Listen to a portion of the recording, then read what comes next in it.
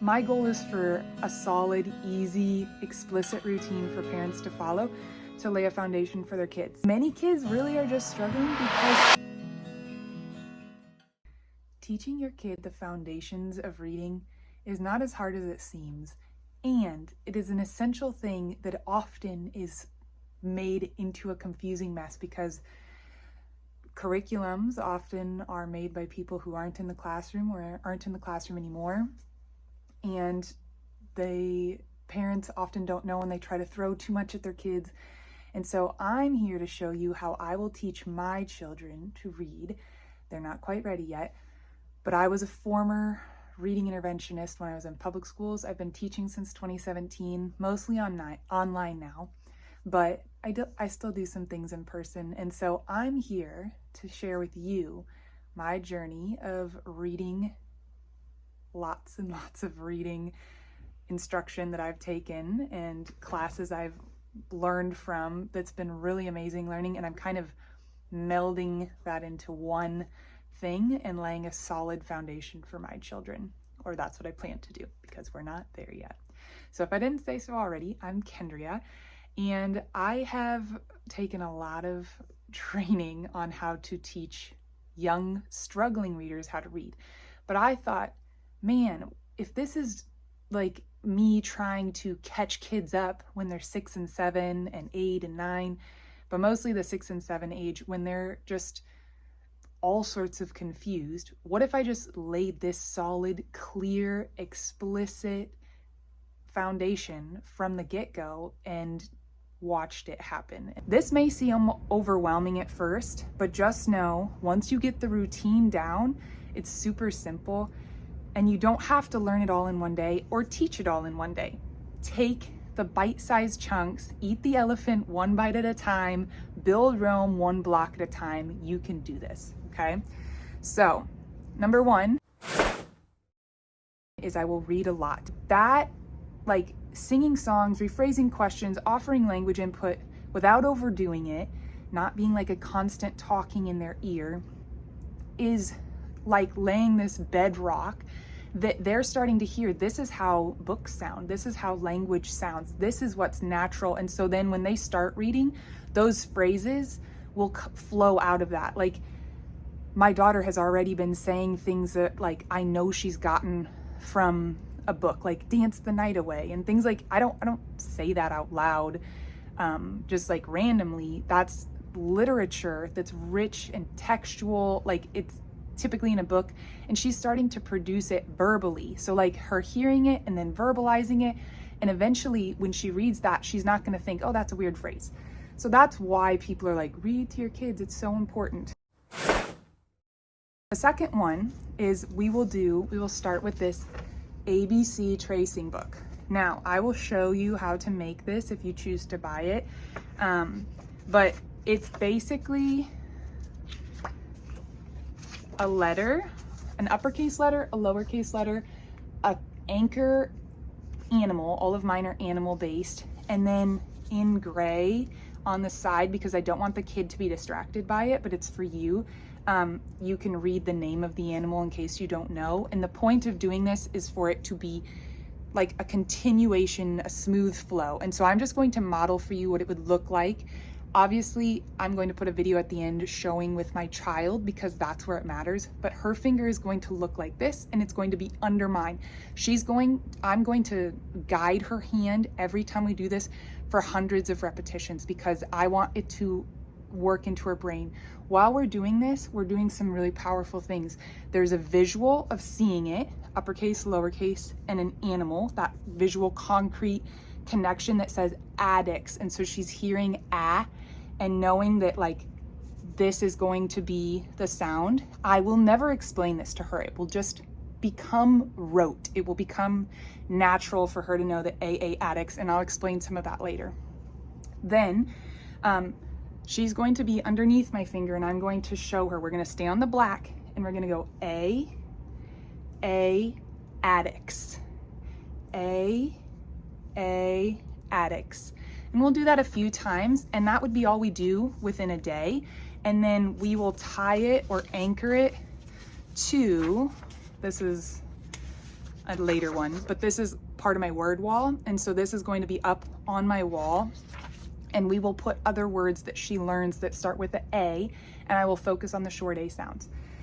Okay, so I'm in control of her hand for probably many weeks, and I am first looking for that automaticity. When she starts to like show me in other contexts, I will kind of release and pull back and maybe just be a piggyback on her hand and let her do it.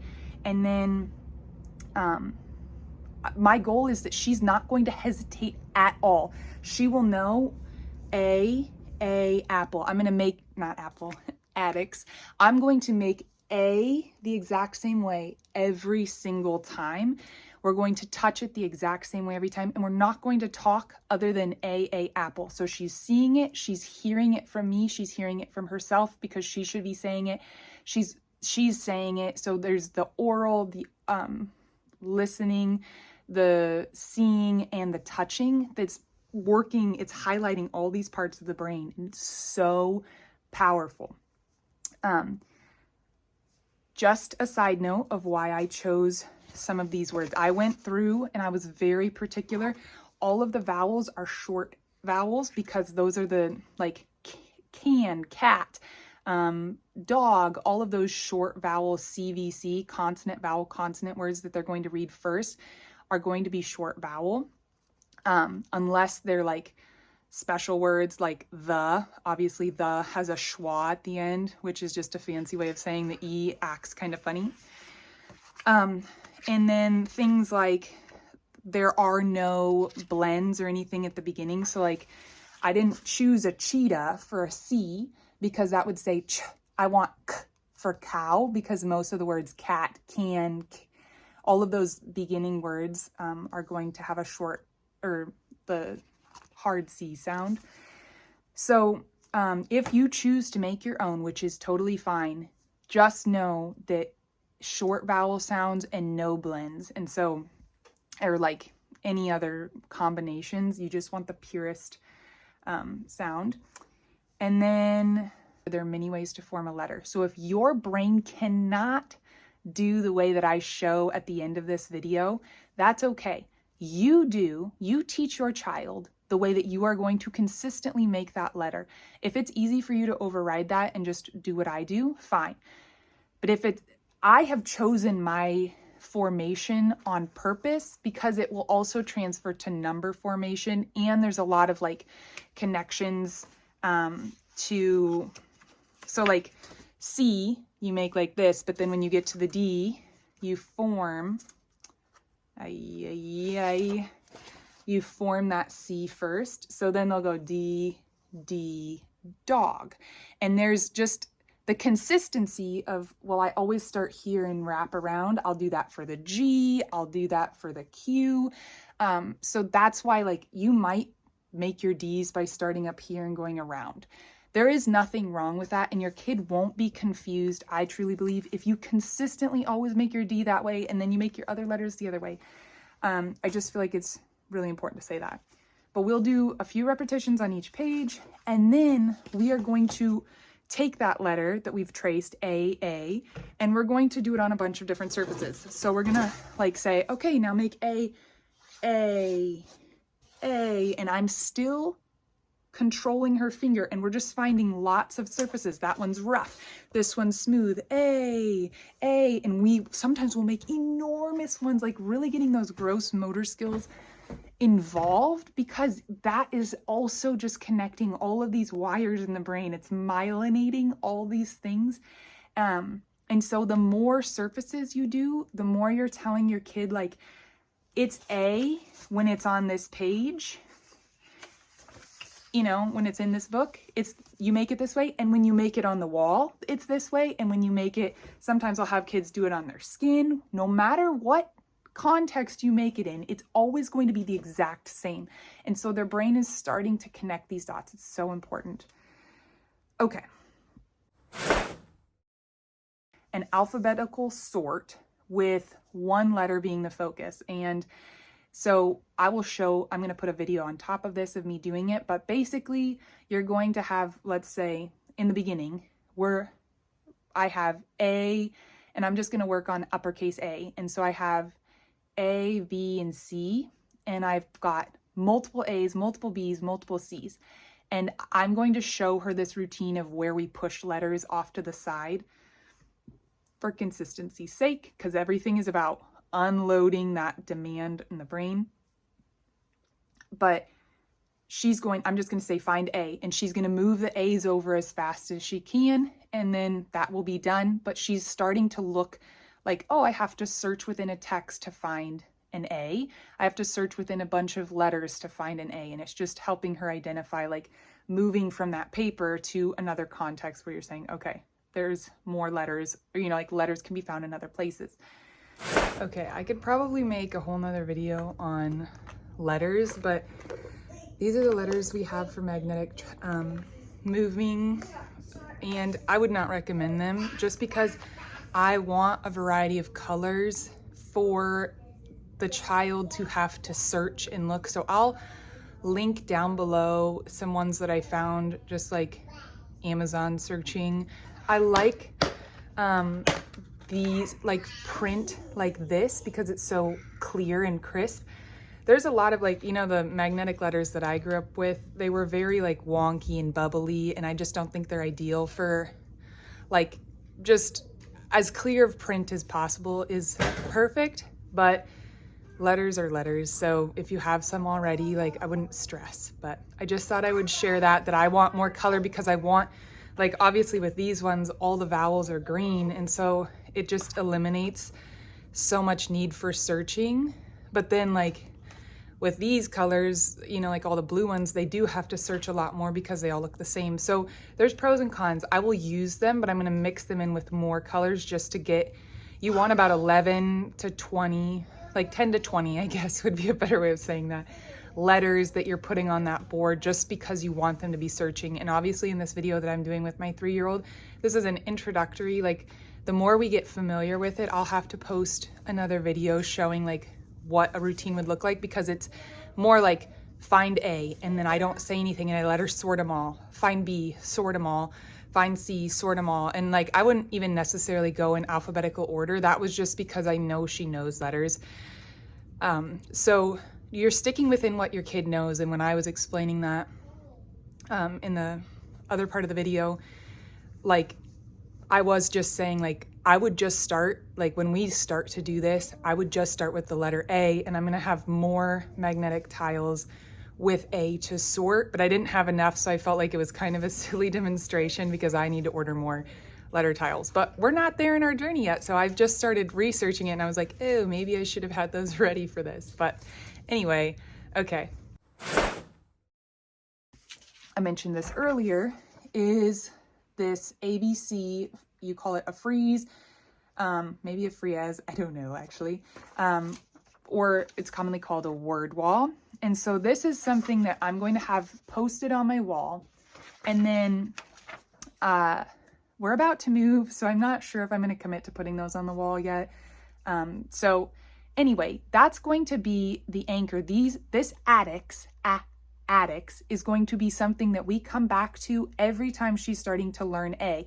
So I'm going to have that on the wall, and then I have a daughter whose first name starts with a short A sound. So I'm going to put a picture of her under the A, and then I'm going to write her name out so that my daughter can start to associate, like, oh, that's her name, and it starts with the same letter as addicts. We have conquered the alphabet. We will move on to these self-created sentence strips. And this is something where we will have a conversation and she will tell me like a short story, because if we were working on the letter A, I would want something to start with an A so that I can kind of start to train her brain. So maybe I would say, I am 3 years old. And so then I would put those big spaces. And when I'm writing that, I'm putting it with black marker on white paper because we want that deep contrast. And then I'm going to go through and we're going to read that sentence together. And as we read it, I'm going to cut each word off. So I, and then I'm going to cut it, and then am, but that's a word that starts with an A, and I want her to look carefully. So I'm going to cut the A and the M apart. And then I'm going to cut each other word And preferably you cut at least 2 words up when you do this. And that way there's the opportunity for the child to start looking and putting together, like, well, I have to put at and put the AT together, and then go, I need to put those together. And then eventually, like when you get to like, I am with my mom and sister, and so I cut up am and then she has to look like all the way through the word. And there's just so many things you can do with it, but them owning the sentence is the beginning of that.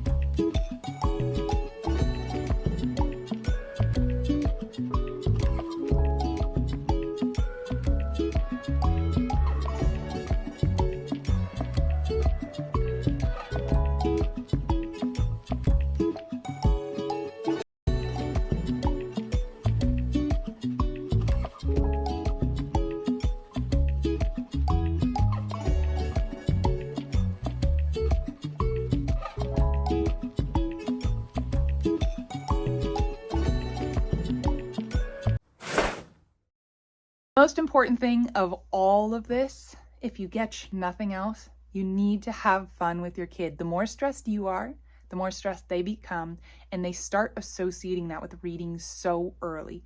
And so like you want to keep it as joyful as possible. If they are just having a day, if they are frustrated, let it go. Come back to it later, or give up for that day and come back another day. Like, it is not worth blowing it because you're so frustrated. And I know sometimes I can be so set on like, I need to do this, we need to get this done, but it will not be worth it in the long run. If you're interested, I do have a number tracing packet available too that follows the same idea and connects like a digit to a concrete number and also practices that number formation. My goal is for a solid, easy, explicit routine for parents to follow to lay a foundation for their kids. With that being said, we want to have clear instruction and avoid confusion. And I'm not here to say this is going to work for every kid. I know that not every kid will respond well to this, but I think if this is the first thing that kids encounter when they're coming into reading and writing, it's going to set them up for success later on, because it cuts out the fluff, it cuts out the this and this and this, and it really just hones in on like, here's a foundation, and we're going to take it and chew it, and then we're going to build on it a little bit more tomorrow, and we really don't need to do so much at once.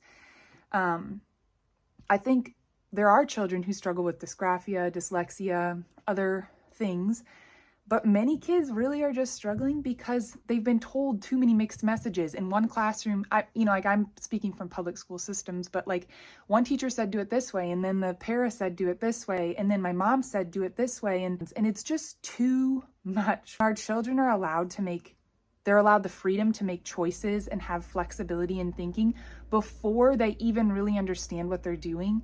It's too much for them. And so we need to avoid the confusion that creeps in, because confusion leads to frustration, and who of us wants to work on anything that frustrates us? Like we shut down, our brain goes into like, I don't want to do it mode.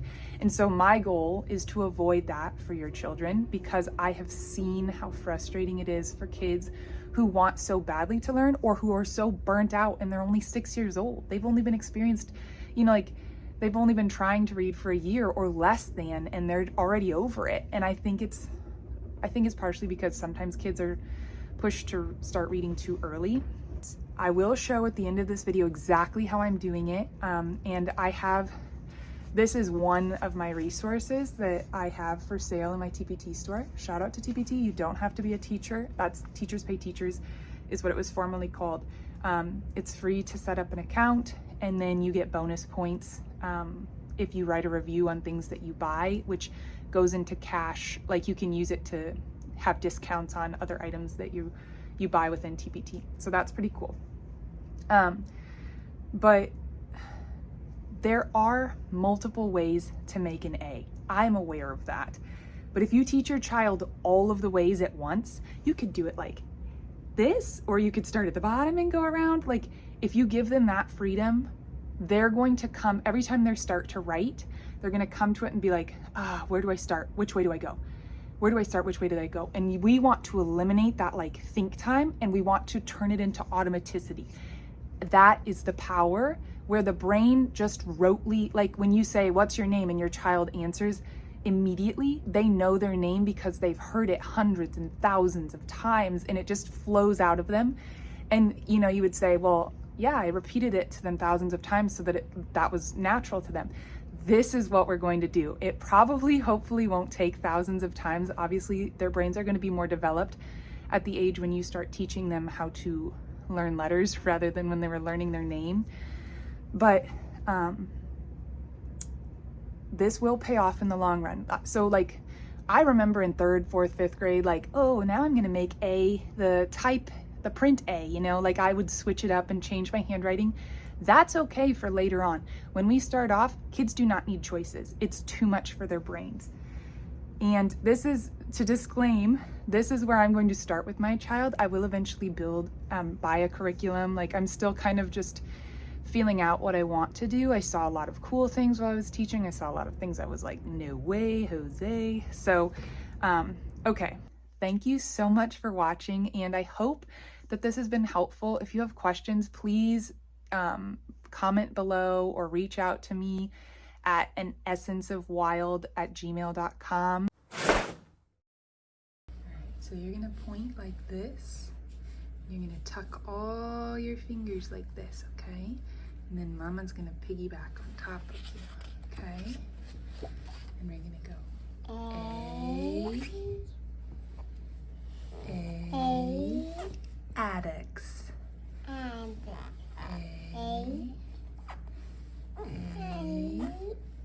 Addicts. And then you can do like this. A, or like this. A,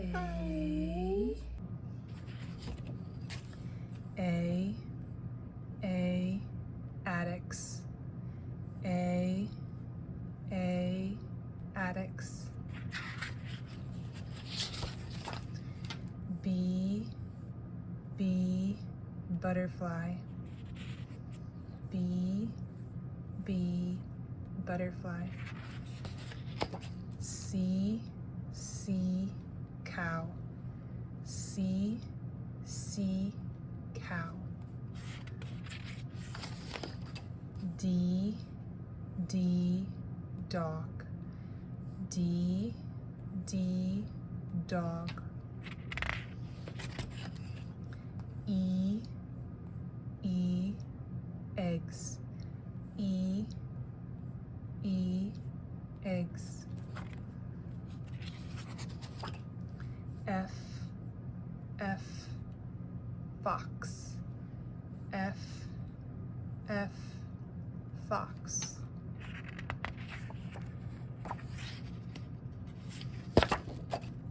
G, gorilla. G, gorilla. H, hedgehog. H, hedgehog. I, iguana. I, iguana. J, jellyfish. J, jellyfish. K, koala. K, koala. L, llama. L, llama.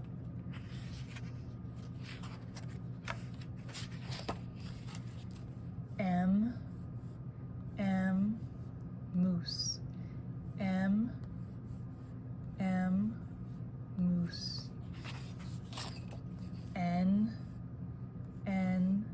narwhal. N, narwhal. O, otter. O, otter. P, pig. P, pig. Q, quail. Q, quail. R, raccoon. R, raccoon. S, seal. S, seal. T, tiger. T, tiger. U, umbrella bird. U, umbrella bird. V, vulture. V, vulture. W, woodpecker. W, woodpecker. X, X-ray fish. X, X-ray fish. Y, yak. Y, yak. Z, zebra. Z, zebra.